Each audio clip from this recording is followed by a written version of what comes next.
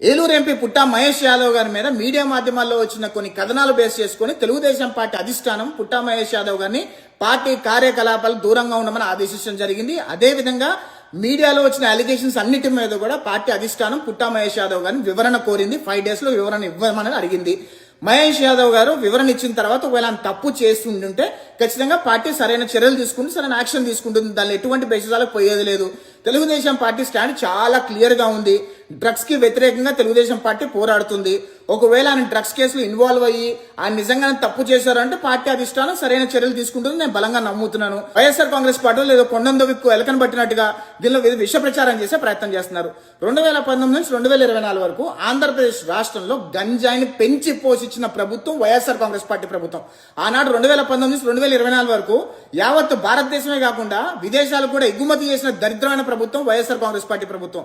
ఆ రోజు వైఎస్ఆర్ కాంగ్రెస్ పార్టీలో ఉన్న నాయకులు, కార్యకర్తలు, వాళ్ళ కొడుకులు వీళ్ళందరూ కూడా ఇన్వాల్వ్ అయి ఉంటే వాళ్ళని ఎవరిని కూడా వైఎస్ఆర్ కాంగ్రెస్ పార్టీ ప్రభుత్వం ఆనాడు ఎవరిని కూడా వివరణ కోరలేదు.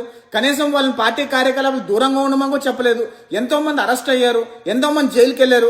కనీసం ఎక్కడైనా పార్టీని సస్పెండ్ అయినా చేశారా మీరు? ఏవీ చేయలేదు. కానీ ఈ రోజు తెలుగుదేశం పార్టీ ఒక ఎంపీ మీద ఆరోపణలు వస్తేనే ఆయన పార్టీ కార్యకలాపాలు దూరంగా ఉండమని చెప్పడం జరిగింది. ఆయన వివరణ కోరడం జరిగింది. ఖచ్చితంగా వివరణ వచ్చిన తర్వాత ఆయన తప్పు చేస్తుంటే ఖచ్చితంగా చర్యలు తీసుకుంటారు. ఎక్కడా కూడా ఈ ఇష్యూని సమర్థించడం లేదు. వైఎస్ఆర్ కాంగ్రెస్ పార్టీ వాళ్ళు విష ప్రచారం చేసే ప్రయత్నం చేస్తున్నారు. తెలుగుదేశం పార్టీ స్టాండ్ చాలా క్లియర్ గా ఉంది.